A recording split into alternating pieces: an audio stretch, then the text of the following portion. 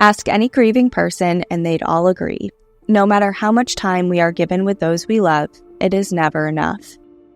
No matter if those we have lost died old or young, suddenly or after a long battle with disease or age, for those of us left behind, all we want is more time. More time to spend with one another. Just a few more fleeting moments to convey how much we care for them or miss them. Humans have been desiring these final conversations for as long as we have grieved deaths. Hundreds of millions of people across every continent and throughout time. The aching to connect with our dearly departed is universal. Many cope with this need through prayer or seeking the aid of mediums. While at times this is certainly comforting, these avenues can lead to one-sided conversations or putting trust in a stranger in hopes that what they are communicating back to you is true. And while this is more than enough for some, others wanted to take it a step further. They wanted to know with absolute certainty they had a direct line to the spirit world and that their person was on the other end, kind of like picking up a telephone and dialing straight to the other side. Hey, now that is an idea. Welcome to National Park After Dark.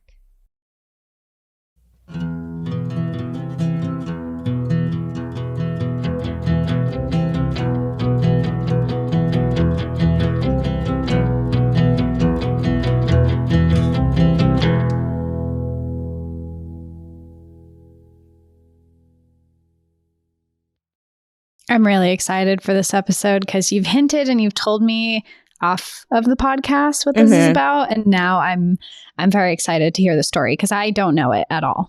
So I'm excited as well. And I really enjoyed researching this topic. And I hope it's going to come across in a way that like gives you everything you want. But there is some parts that I was not expecting. And I think that it's going to leave you wanting more a little bit. Okay. Okay. Because I certainly want more for sure. But yeah, so today we are, is the beginning of spooky season here at National Park After Dark and around the world. And we are doing every week this month is going to be somewhat spooky themed.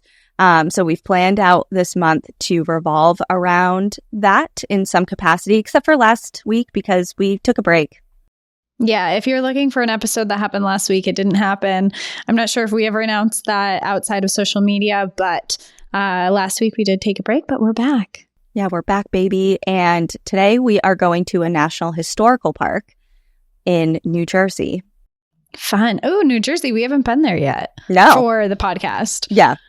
I've briefly been there and not for the podcast, but yeah, it's a cool. I've only ever driven through New Jersey. That's my only experience there. Well, it's funny because I was thinking back at our episodes and just confirming we hadn't.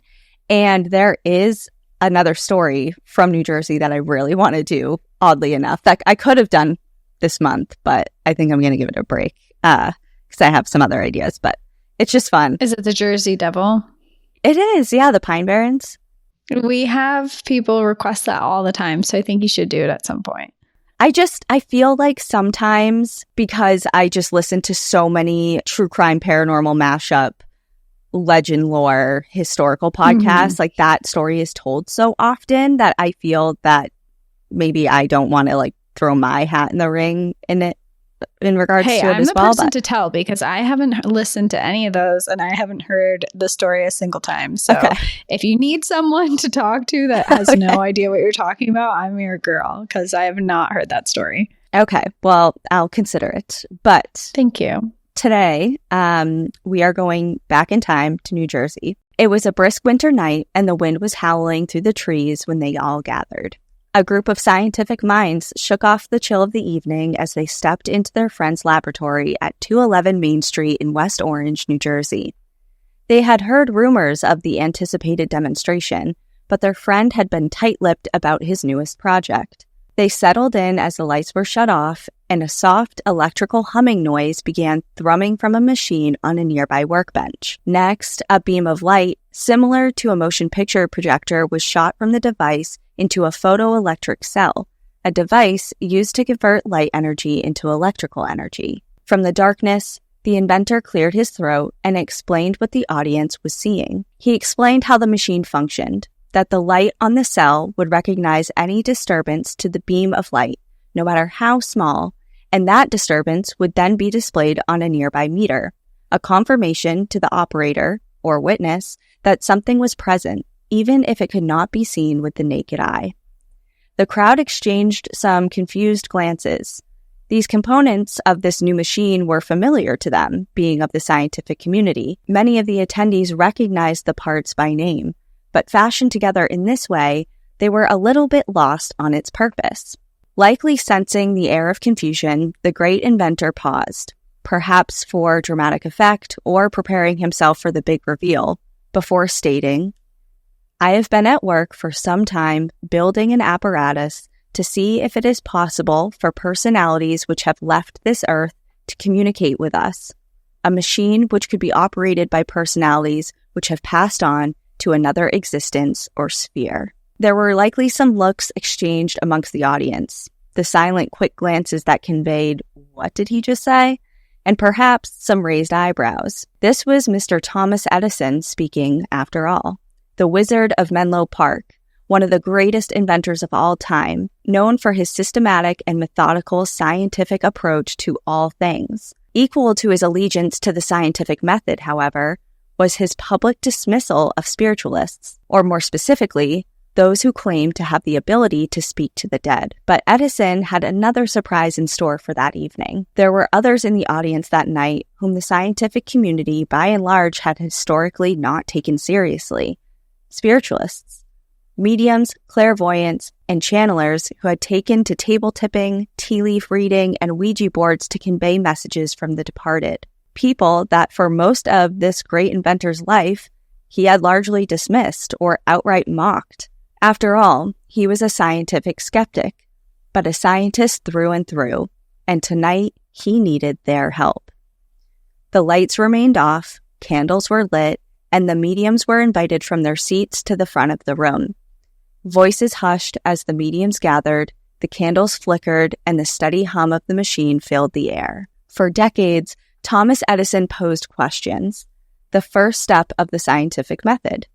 But this night, his question was one that millions of people have pondered, either out loud or privately, for centuries. When a person died, did they truly cease to exist? He wondered if our consciousness disappeared, or did it have an essence of ourselves, our personality? Did it linger in this dimension? Or perhaps, did they somehow become translated into another form of being that reached beyond our five senses? And if the latter was true, could an invention be created to become our sixth sense, a way of perceiving what we could not? Edison had already formed a hypothesis.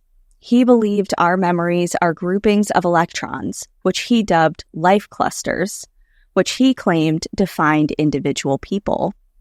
Those life clusters, Edison argued, survived past this physical reality and thus could be contacted through a channel of communication, one that he was hoping to create, called the spirit phone, one whose prototype was now sitting before this hushed crowd, humming and waiting as a medium spoke up. "Is there anyone here with us?"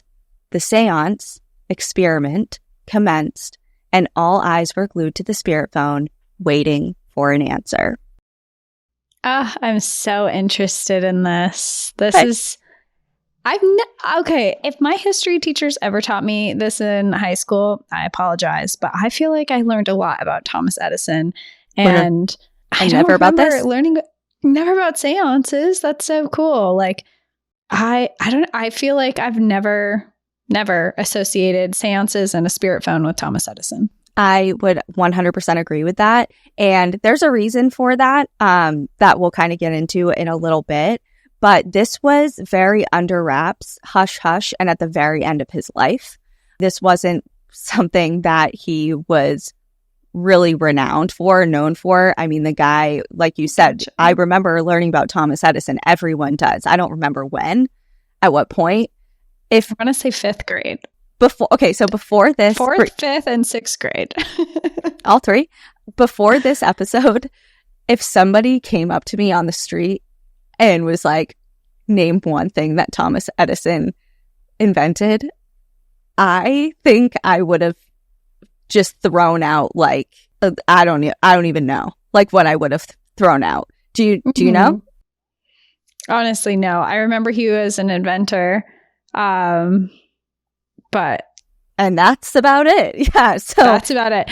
Yeah. So I mean, if my history teachers ever did mention it, I probably wouldn't remember either, I guess. But yeah, which is kind of embarrassing. It's like actually really embarrassing, especially because as I kept reading more and more about him, it all kind of came back. So it'll come back for you as well. But kind of like I alluded to before, he was for a large part of his life, a big reason you probably didn't hear about this is because he was not in the camp of afterlife belief. And I guess afterlife belief isn't really something that you learn about as an elementary school fourth grader. That as well is also a good point. Yes. So basically, maybe it should be. Maybe I feel like in some Montessori school somewhere it is. And I love Montessori schools. I think they're so cool. I know. I wish I could go back in time and be a Montessori school student, but maybe in the next life. So anyways. Yeah. What in the world would prompt Edison to attempt such an invention? Despite the last time we may have thought about him, Thomas Edison is in much of our day-to-day lives. His inventions light up our cities, created the first municipal power supply grid, and made it possible for early musical artists to preserve their works on phonograph cylinders. His camera was the birth of the motion picture industry. He was co-founder of General Electric. He is cemented in history as one of the most brilliant minds and one of the most prolific inventors. He was granted more than 1,000 patents in his lifetime. To be exact, it's 1,093. And that record held for over 80 years. We remember him today for all of those things and more, but not many know that he spent his last decade of life geared towards communicating with the dead, seeking to prove an essence of life persists after bodily death. So let's learn a little bit about Thomas Edison before we go on, because I think context is key here. Yes, please, because I feel like I'm missing. When you just said some of the stuff that he invented, I'm like, right. Yes, right. I do slightly remember he's part of everything. Yes. Yeah. So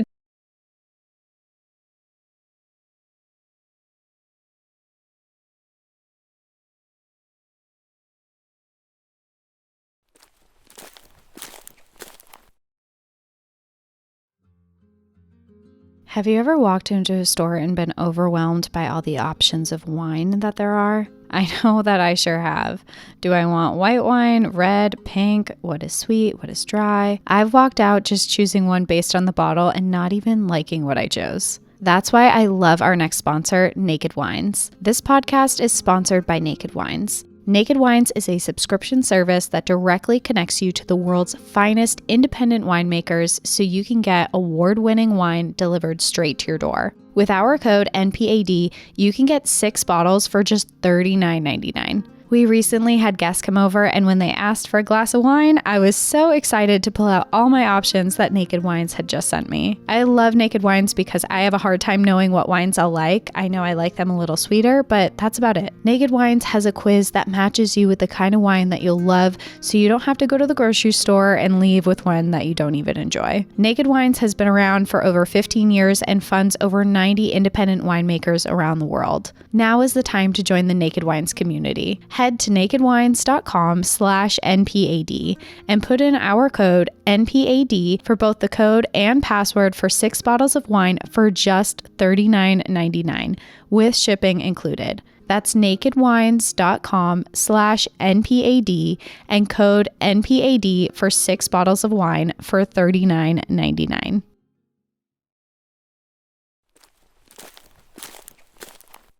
Thomas Alva Edison was born on February 11th, 1847 in his family home in Milan, Ohio. The 7th child to Samuel and Nancy Edison, Thomas was fascinated with the world from the very beginning. His working-class family had actually lost 3 children the same year that Thomas was born, and decided to move west to Port Huron, Michigan for better employment opportunities and more opportunities for their growing family. By age 7, Thomas was enrolled in a local school, but quickly he turned out to be a quote-unquote difficult student. He was really restless. He was super bored by the curriculum, like bored to tears. He was really fidgety. He just was not interested in anything that class was about. And it got so bad to the point that a teacher kind of called him out in front of everybody, scolded him, and called him out in front of all the other students for his behavior. And when Thomas went home to tell his mom about the incident, she, as a response, pulled him directly from school and took it upon herself to nurture her son's creativity and desire for learning that didn't abide by the standard curriculum and school norms for the time. Wow. From then on, Thomas was homeschooled by his mom, who was a former teacher herself, and his mind blossomed. He became an avid reader, had an exceptional memory, and excelled in all subjects, but none captured his mind as much as the sciences.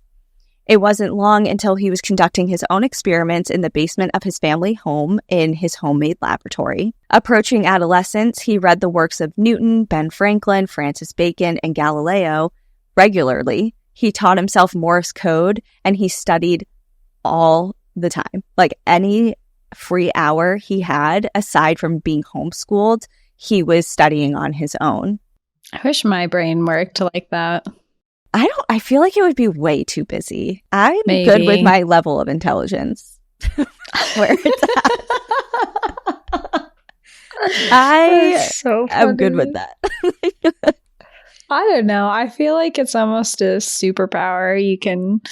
You can teach yourself Morse code. I can't even teach myself Spanish. Like, I know. Some of us are Ben Franklin's. I mean, Thomas Edison's. See, what am I talking about with the intelligence level displayed? And here we are. It is also very late, and it is been late. other We don't things usually happening. record this late. Yeah. So anyway, excuse me. People are going to be like, you shouldn't be talking about this. Yeah, well, I am. So. So there. Maybe I'm too tired because this is so funny to me. I know. We're losing it a little bit. Okay. So back to Thomas Alva Edison. By the age of 12, he had his first job. He was selling goods on railroad cars. And with his brilliant and entrepreneurial mind, he soon created and reported for and edited and published a newspaper for the train to sell to the passengers that he created himself and sold himself, and kind of started in like one of the first subscription services for all. Wow. He's not even a teenager yet. And he did this all out of the baggage train of the car. Like that's where he produced this newspaper. And the car also served as a mobile chemistry lab for him because, again, he loves science. He's all about it, even when he's working his other job. So he would work, sell newspapers, and then do chemistry experiments on the baggage car of this train. And what a childhood. And at one point he was experimenting with nitroglycerin, and somebody on the train car was familiar with what that was when he like went up to show them, and he freaked out and he threw it outside of the train car, and it exploded and caused like a minor derailment of the train. And then another time he like lit the car on fire through one of his experiments, and needless to say, he wasn't very popular with his bosses anymore, and he was kicked out. If he's lighting the train on fire, I can see why that would not go over too well. Yeah. And he actually, he is known for having really bad hearing. And there are a lot of reports, and he has even said a couple times in different interviews and things like that later in life that during that, when he was getting kicked off the train for like the last time, his boss picked him up by the ear or tugged on his ear really hard to literally throw him off of the train. And that's what damaged his hearing so badly when he was a child. So I thought that was interesting. But going forward, he mastered Morse code and found work as a sort of freelance telegraph operator in several cities and states around the country. By 1869, at the age of 22, young Edison found himself in Boston as a full-time inventor when he received his first patent for an electric vote recorder. Later, he moved to New York and opened up 2 shops in Newark, New Jersey, specializing in telegraphs. He met his future wife there, Mary, in one of the shops when she was 16 and he was 24. They were later married and went on to have 3 children, 2 of whom he nicknamed Dot and Dash as his nod to his love for Morse code. He really loved Morse code.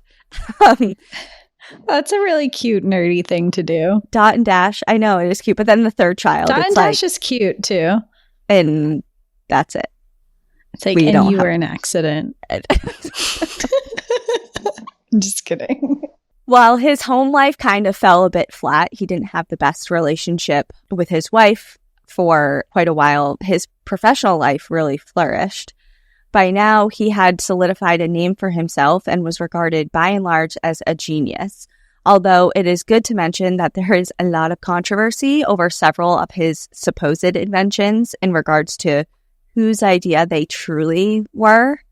But despite some of the ideas maybe coming from other people, the patents to those ideas and thus their claims to success are truly his and belong to him.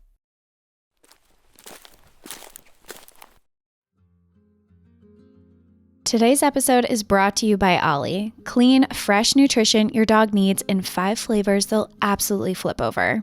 I love my fur babies, Tucker and Ember, so much, and I want them to live as long as possible and be as healthy as they can be. You don't have to be a veterinary nutritionist to know that feeding your dog real, whole foods with minimal processing is one of the best choices you can make for their health. Honestly, I think my dogs know that too, because both Ember and Tucker are really picky eaters and only will accept the best of the best. So I was really excited by how much they love Ollie. With absolutely no harmful fillers, no preservatives, Ollie is made in U.S. kitchens with ingredients carefully sourced from trusted growers and producers around the world. Because the time between Ollie's gentle cooking and your dog chowing down is minimal, they don't need preservatives to extend shelf life. With 5 protein-first recipes like fresh beef with sweet potatoes, fresh turkey with blueberries, and fresh lamb with cranberries, you might start thinking, dang, my dog eats better than I do.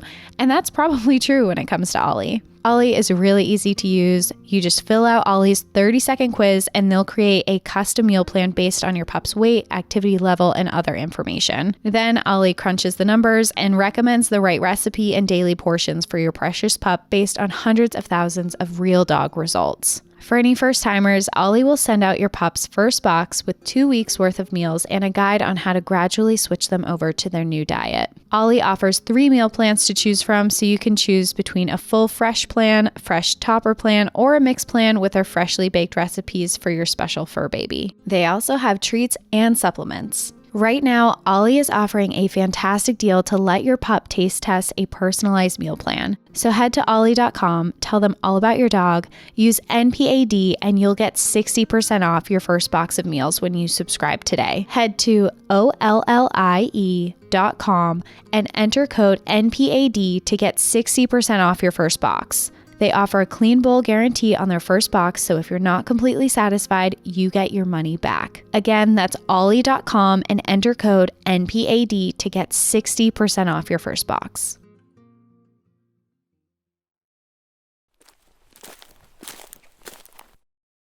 Edison grew up during a big crossroads in this country. He was born just a year before the boom of spiritualism across the United States and Europe. By the 1850s, it had a chokehold on society. Even President Franklin Pierce and his wife Jane, along with President Abraham Lincoln and First Lady Mary Todd Lincoln, were known for inviting mediums to and holding seances in the White House, which we covered in episode 182. Mm-hmm.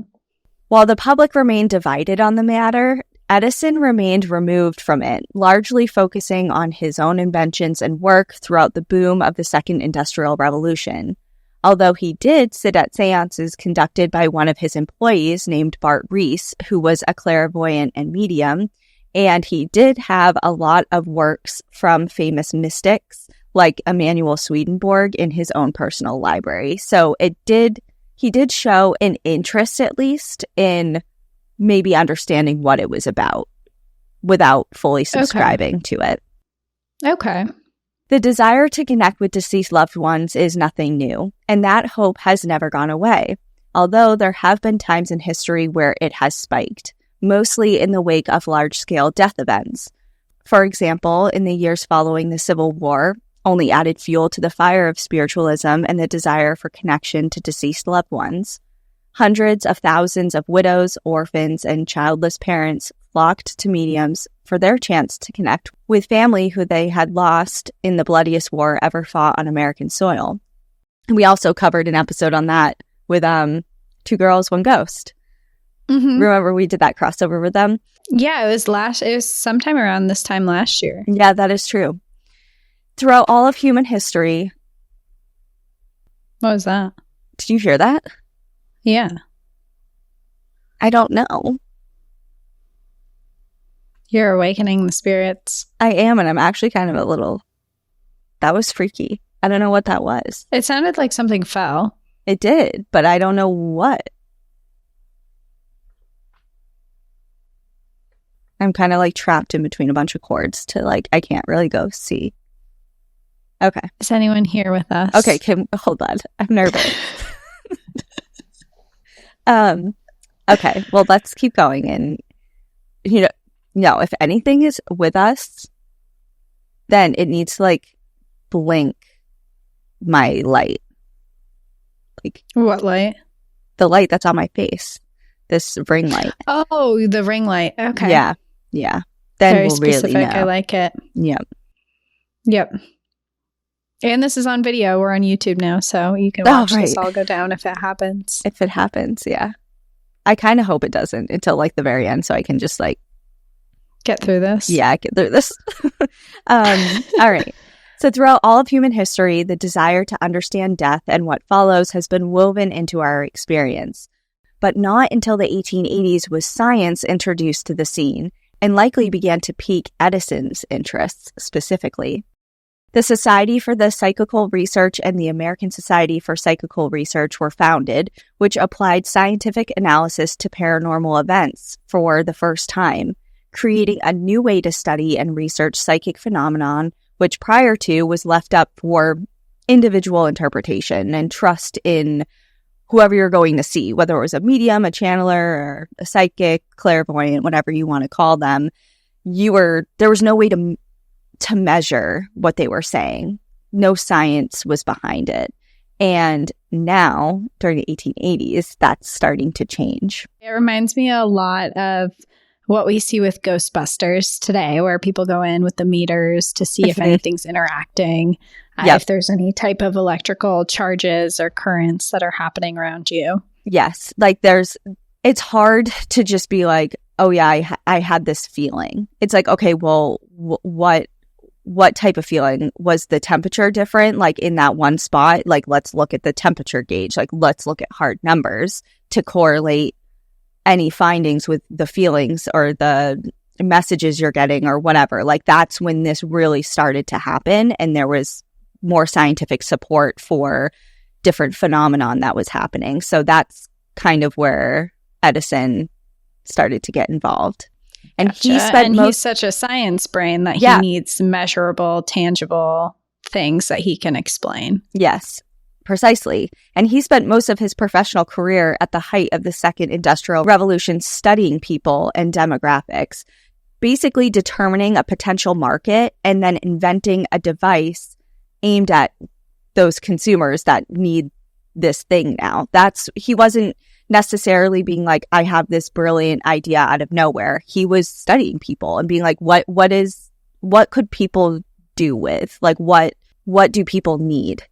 And what could they utilize? And what would make life easier or better? Or what can I create that doesn't exist yet that would solve this problem? So it was a time of new industry, the Second Industrial Revolution, expansion, inventions, and Edison was thriving. Remember, he had over 1,000 patents by the time he died. Like, he was churning them out. Yeah. Among his achievements is the incandescent light bulb, the motion picture camera, phonograph, central power station, vote recorder, improvements to the telegraph and the telephone, the phonograph, and the alkaline storage battery. By the time Edison was well into his career, it was also a time when spiritualism was beginning to be scientifically studied, and in that crossroads, he had an idea that would bridge both worlds. As I mentioned, Edison had been vocal about his beliefs for a long time, that most psychics and mediums of the time were hoaxes that kind of just preyed upon the vulnerability of those in deep grief. Especially at that time in history, just as we mentioned after the Civil War, when our nation was just collectively grieving and mourning, so too was the nation and the world mourning the loss of millions and millions of people who died during the Spanish flu pandemic. On the other side of the coin, though, he thought there could be some science to what these mediums practiced.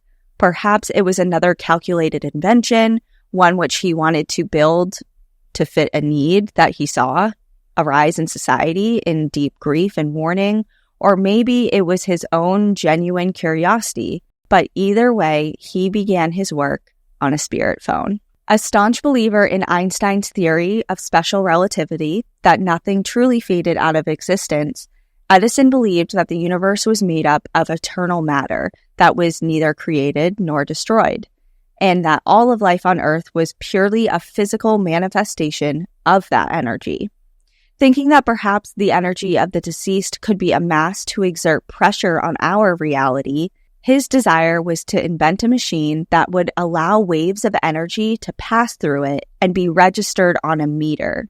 He then compared the way that he envisioned this working as if, like, you're speaking, a human voice is speaking into a megaphone, and the megaphone, that device, increases the volume of our voice and how far it travels. So he's basically trying to find a machine that's going to amplify even the slightest energetic signatures. Mm-hmm. He planned to develop this device that could register movements of groups of electrons, or the clusters of life that he had dubbed them, that proved the existence of life after death, and in conjunction, he would then develop a code that conveyed yes or no responses that proved sentience and intelligence to the energy moving. So in short, the spirit phone was not really a phone the way you picture a phone, but an energy indicator. Sure, that makes sense. Developing the machine wasn't the hard part for Edison, believe it or not. The hard part was testing it, and he had to do this by summoning spirits. So, in other words, to test his invention, he needed the help of mediums and clairvoyants as a way of confirming his results. Which he didn't really believe in before. Yep, exactly right. Or maybe even during this, because this is all kind of seems like an experiment for him. Like, he has no idea how it's going to turn out. So he has all these subjects and this idea and theory of what might happen. He's hypothesized on what's going to happen, but it seems like he's probably throughout this entire process pretty skeptical that he's going to have any results that indicate what he's looking for. Yep, absolutely. And Edison wasn't the only notable scientific figure who was open to this idea. Benjamin Franklin, Alexander Graham Bell, Isaac Newton, and Albert Einstein were all on that list, who either studied prophecy and astrology, seriously considered reincarnation, had books about the paranormal or the afterlife on the shelves of their personal libraries, or held firm beliefs that extraterrestrials were among us. But none played a bigger role or served as a bigger rival to Thomas Edison than Nikola Tesla, who just so happened to be at work creating his own ghost phone. Oh, there's competition. There's two ghost phones. There's two. Oh my, which one's better? Are we Thomas Edison or Tesla fans? You're going to have to decide. Interesting. I love that there's all these brilliant minds that are taking this very seriously, and because obviously this is something that we believe has importance. So to hear like these minds, these incredible minds that have gone down in history hundreds of years later are interested in the same subject. Yeah. And I think that's what was so intriguing about this story is that not that you need backup from others to hold your own beliefs. But when you have people like Thomas Edison and Nikola Tesla and Albert Einstein, you said, and yeah. Isaac Newton, yeah, like, okay, then like you're all in the corner of believing that there is something to this, whether or not it's your exact belief or not. Just to have all of them at least intrigued by the idea it just adds a layer of, I don't know, validity. Validity. Yeah.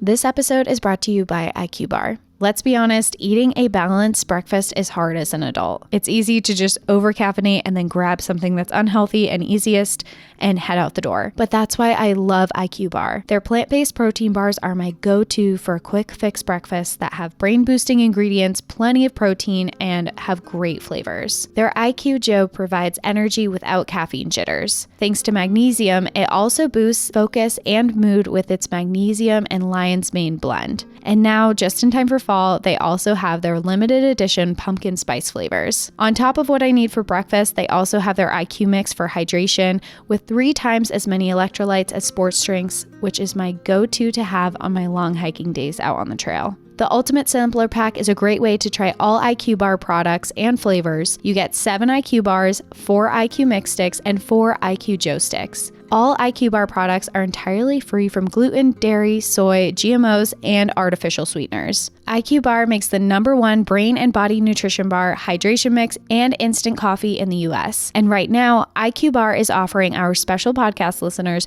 20% off all IQ Bar products, plus get free shipping. To get your 20% off, just text PARK to 64,000. Text PARK to 64,000. That's PARK to 64,000. Message and data rates may apply. See terms for details.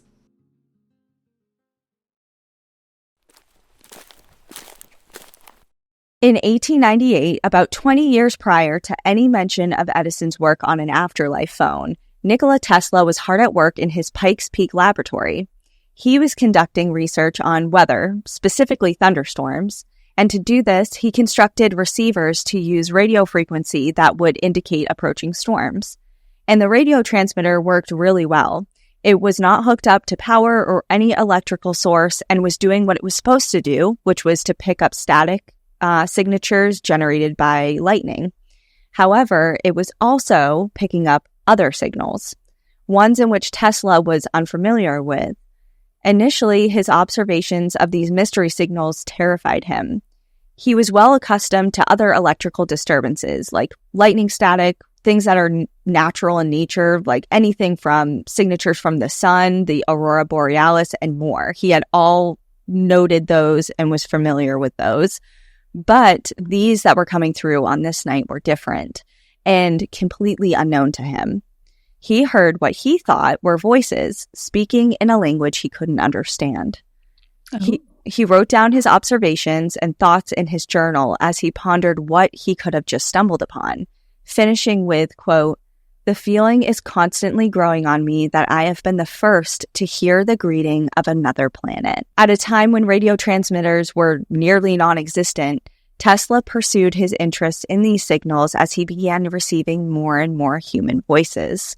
And historians can't help but wonder if he was amongst the first to hear what we now classify today as an EVP. Edison wasn't aware of Tesla's discovery at first, but word soon got back to him that he was at work looking into this realm, and that was a big problem for Edison. He was known to be competitive. Like competition. Yeah, he was known to be really competitive, but no one was a bigger rival to him at this time than Nikola Tesla. Born in Serbia, Tesla was Edison's biggest competition. He was his own genius. I mean, he traveled, studied, and worked across Eastern Europe before landing a job at one of Edison's companies based in Paris. And he only worked there for about 6 months, but it was long enough for his brilliance to catch Edison's personal attention. Tesla went on to actually work for George Westinghouse, which was Edison's rival company in the race to supply cities with power. And Edison took notice of that. And there is an entire chapter in history about the Edison-Tesla rivalry. It goes really deep. It's long. I mean, it got to the point that Tesla was offered a Nobel Prize and he declined it and he rejected it because he had to share it with Edison. I actually feel like this part of history is striking it. Like, I feel like I remember learning about this. There's something called the War of the Currents that they were battling. This is definitely ringing bells. Okay, yes. Yeah. So it is really intriguing and really interesting, but it's not really relevant to this particular story. Just good to know that this is his rival. Yes, other than to know that they're both working on something similar and they're pretty much rivals at this point. But just know that Edison was keeping a really close eye on Tesla because he wasn't just his main competitor, both intellectually and business-wise. He just wanted to know what he was up to, what he was patenting, working on, what his beliefs were, like where his work was headed. He just always had tabs on Tesla. And for the sake of this story, he was extremely interested in Tesla's work on his own ghost phone. Tesla once said, quote, "The day science begins to study non-physical phenomena, it will make more progress in 1 decade than in all previous centuries of its existence." So he was, and if you know anything about Tesla, he is a really interesting historical figure. He was so brilliant, and he's really known in the, I hate to say the paranormal world, but the metaphysical world for like, a lot of people think that he was a clairvoyant and that a lot of his inventions came from like psychic downloads. He saw visions. There was a lot of things going on with him that people are like, something was up with him more than just being an absolute genius. So there's way more to him. That is, if you're interested in learning more about Tesla, I totally would. There's a book I'll recommend after this that I read in part for this episode that goes deep into that realm. But anyways. Very interesting. So Tesla believed that radio waves are eternal and that they could carry messages from other people, extraterrestrials, and spirits. And he was working on his own ghost phone, especially after he made this incidental finding of these disembodied voices. He didn't know where they were coming from, but he wanted to create a machine that could basically tune in to that frequency of disembodied voices from the spirit world, especially after, he thinks he made contact initially. He was very intrigued. And can you blame him? Upon hearing of Tesla's developments in his own laboratory, a fire was essentially set under Edison's butt to get working on his own. So whether or not he had been thinking about this already or kind of had it in the works, hearing that Tesla was now working on this, he was like, oh, I'm really getting this down. Like, so I'm going to do it and I'm going to do it better. Right. And faster.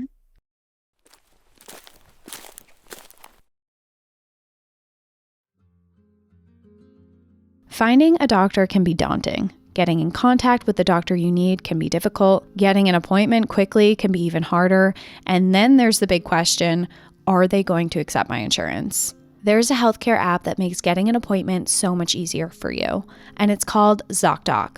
ZocDoc is a free app and website where you can search and compare high-quality in-network doctors, choose the right one for your needs, and click to instantly book online. We're talking about in-network appointments with more than 100,000 healthcare providers across every specialty, from mental health to dental health, eye care to skincare, and much more. You can even filter specifically for doctors who will accept your insurance. And one of my favorite parts, you can also see their appointment openings and just click and book a time that works for you. Plus, ZocDoc appointments happen fast, typically within just 24 to 72 hours of booking. You can even score same-day appointments. When I need to book a doctor's appointment, I use ZocDoc. So stop putting off those doctor's appointments and go to ZocDoc.com/NPAD to find and instantly book a top-rated doctor today. That's ZocDoc.com/NPAD. ZocDoc.com/NPAD.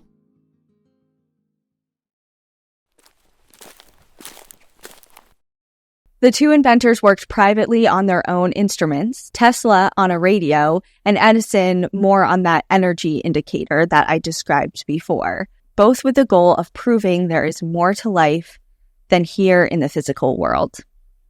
Two of history's most brilliant minds were convinced there was something to this, yet they both died before they could achieve their goal of an afterlife communication device. Wait, they're not even alive for this invention? They both died before they could do the spirit phone or anything? Yeah. So, what I was describing before of that night with Edison, and he had the little prototype. It was a prototype. It's not like he created this and it worked. It was just the beginnings of a project. Oh, okay. All right. Plot twist, Thomas Edison speaks on the spirit phone. Imagine. While Tesla's personal notes detail their rivalry on the subject, Edison's estate deleted all mentions of the ghost phone from all of his notes, personal diaries, and research. We know that he was working on developing it, and his stance on the afterlife communication based on Tesla's accounts and interviews that Edison gave to a major newspaper at the time. But strangely, after his death, all the evidence of one of his final projects was just completely erased. The Edison estate claims to not have seen any evidence of designs or prototypes in any of Edison's work, despite the interviews that he gave in the 1920s, stating that he was working on such a device and detailed that quote-unquote seance. I wonder why they would delete all that information. Do you know? I don't know. It's sketchy. The seance that winter evening went for hours, but didn't produce any results that Edison could accept. While both Edison and Tesla's hopes for communication with the dead were never realized, you can visit the place where Edison worked on the device and invented so many others. His laboratory closed its doors soon after his death, but reopened as a museum in 1948. In 1962, it was designated as a National Historic Site and finally declared part of the National Park System in 2009. Thomas Edison National Historical Park is located in West Orange, New Jersey, and is the site where he lived and worked from 1886 until his death. You can tour his laboratory, a 3-story building that held a research library, machine shops, Edison's personal office, space for experiments, and various research projects where different small teams of his employees worked on aspects of projects while he made his daily rounds.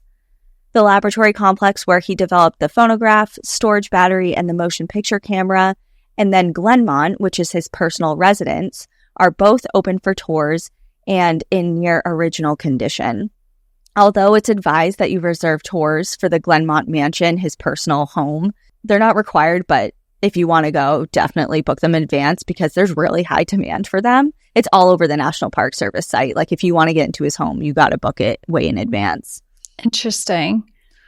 Not only is the park a memorial to American innovation, under Edison's ownership and control, the property and buildings became the nation's first industrial research center and invention factory, essentially becoming the blueprint for research and development shops of the future. And although the spirit phone and the ghost phone never came to be, the mere idea of them marks a universal desire to have just one more conversation with our dead friends, family, and loved ones.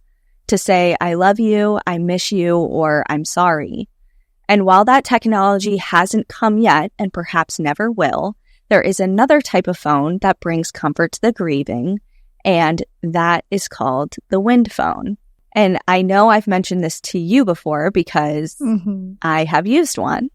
But I had to put this in here at the end because I think it's so beautiful. And it's a phone and it has to deal with talking to dead people. So it's relevant. Yes, it is. I love that you're adding this. In 2010, Aituro Sasaki, a garden designer living in Japan, was grieving the loss of his cousin when he decided to purchase a phone booth. The phone was not connected. There was no dial tone, no cords or wires connecting it to any power source. The connection came simply from him. he would pick up the receiver and speak to his deceased cousin. The conversations may have been one-sided, but the relief and comfort he felt from physically picking up a phone and being able to talk as if his cousin was on the other end brought such immense comfort to him. The following year, a massive earthquake triggered a tsunami that decimated the coast of Japan that left over 18,000 people dead. Sasaki's garden phone, which he named Kaze no Denwa, which translates to telephone of the wind, was salvaged, and he opened his phone to his grieving community. Word spread, and to date, over 40,000 people have visited his telephone of the wind to connect with those most important to them who just aren't physically here anymore. But you don't have to travel to Japan to find a wind phone. In fact, there are over 200 of them in the US alone, mostly in public outdoor spaces. And there's a website that I'll link the source to find a wind phone near you if you're interested, because it has an interactive map with pins across all the world, but clearly for us in the US, that has all the known locations of wind phones out there. And like I said, they're largely found in nature. They're on side of trails, in public parks, near lakes, on public benches, like anywhere that's in nature and a little secluded for privacy and grieving purposes. Mm-hmm. And they're typically disconnected rotary phones affixed to trees or in a small little built kiosk, accompanied by a small plaque that reads something like, quote, "This phone is for everyone who has lost a loved one. The phone is an outlet for those who have a message they wish to share with their lost friends and family. It is a phone for memories you never got to say." And then usually there's a little dedication to someone in particular of why that phone was placed in memory of someone. Mm-hmm. But yeah, so I have been to Wind Phone. I've used a Wind Phone. I went to one when I lived in Olympia to talk to Ian and my dad.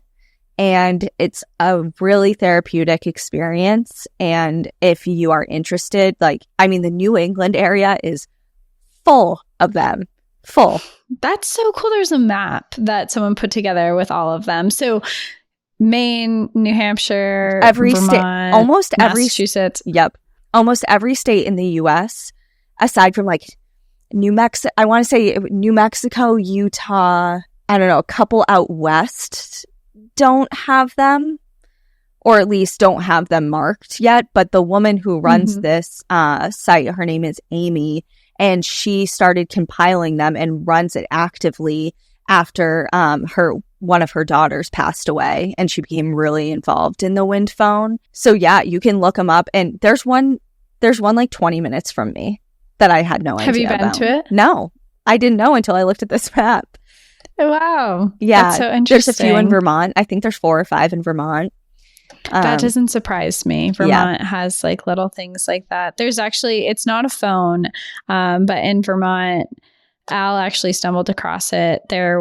He was out on a trail one day, and he's out on this trail, not near a road or anything like that. And he came across a mailbox, and on the outside of the mailbox, it said Dad.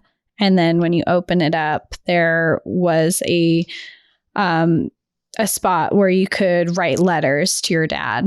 And it had hundreds of people had filled this out too. And a lot of it was to people who had dads who had passed away. And then there were others that were letters to their dad if they didn't have communication with them anymore, but a therapeutic way to speak to their fathers, which is really nice. It's so beautiful. And I think that anyone who is even vaguely interested in how that would feel should try it, because there is something, especially with the Wind Phone, there's something about picking up a physical phone receiver and putting it to your ear, dialing their number, and talking.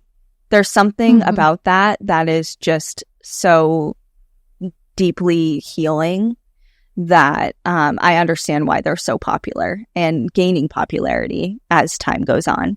All right, briefly back to Thomas Edison before we wrap this up. Okay. On his deathbed, Thomas Edison was surrounded by 8 empty test tubes. Rumor has it one of Edison's closest friends, Henry Ford, had requested his final breath. After his passing, Edison's son, Charles, had the test tubes sealed with paraffin wax and gave one of them to Ford, which was lost for a number of years before being rediscovered in the 1950s. And it now sits at the Henry Ford Museum in Dearborn, Michigan, labeled as Thomas Edison's last breath. And while that's cool, what I find the most special isn't his final breath, but his final words. On October 18th, 1931, he was in and out of consciousness when just hours before his death, he awoke, opened his eyes, and said to those next to him, "It is very beautiful over there," before slipping back into a coma and passing away. To what he was referring to, we can only guess, but maybe one day his life clusters will come back and tell us. The end. I love it. I love how you ended that. What a cool story. What a cool episode. Yeah. And perfect for October, for spooky season, and a different vibe than, it's not like your typical paranormal, but yeah, still paranormal. Science and spiritualism combined. Meet. Yeah. And yeah, I know that was kind of all over the place. I'm very aware of that.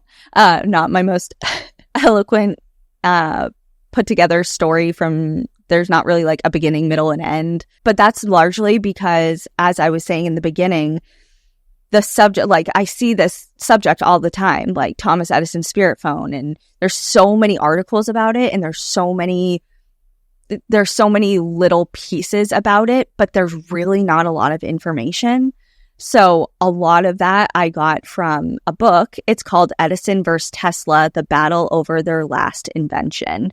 And yes, it has to do with the spirit phone, but largely it's about both of their lives and their rivalry and their inventions and their beliefs and what they did for the world as far as what they brought to life from their minds. And it's a really interesting book. And I know that, it kind of was just like, here's the spirit phone, kind of, not really at all. But I think it was worth telling, and it's interesting. It's an interesting piece of history that the National Park Service preserves now through a national historical park. And it's cool. It's so funny because I was so interested in this topic and what you were talking about that I forgot. I almost forgot that there was a tie to a national park. And then towards the end there, you're like, oh, and this National Historic Park. And I'm like, oh yeah, National Park After Dark. Like this has a tie to a national park somewhere in here, but where is it? I almost forgot that was there, but it's really cool. Next time we're in New Jersey. Which I feel like we're going to New York at some point soon, right? We've been saying that for like 3 years. So soon when we go, maybe we'll pay them a visit and ask them directly about Edison's spirit phone and make them uncomfortable. And they'll be like, that isn't real. That doesn't exist. Sure. And then there'll be like, wink, wink, wink. We get it. There'll be like someone official that comes up to us after and be like, it doesn't exist. Yeah, it's like right. I can't wink that well, but anyways, yeah. So great. Thanks for hanging in there and learning about Thomas Edison again for maybe the first time in 25 years, like me, like us. Literally, it's been so long.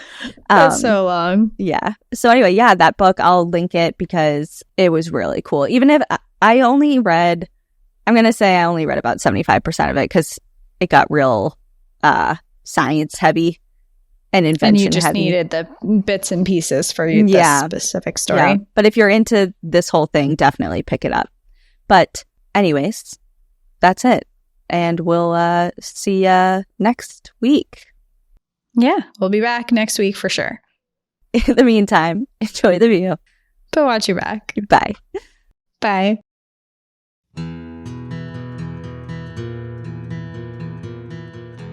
Thank you so much for joining us again this week. If you have a trail tale or story suggestion, send us an email at stories@npadpodcast.com. Follow us on Instagram and Facebook at National Park After Dark and on Twitter at NPAD Podcast. Join our Outsiders Only community on Patreon or Apple subscriptions to listen ad-free, unlock monthly bonus episodes, and exclusive content. And remember, when you support our sponsors, you are supporting our show. For our exclusive discount codes and source information from today's episode, check out the show notes. For more information on our show, our book recommendations, merch updates, and more, visit our website at npadpodcast.com. And please rate, review, and subscribe from wherever you listen to podcasts.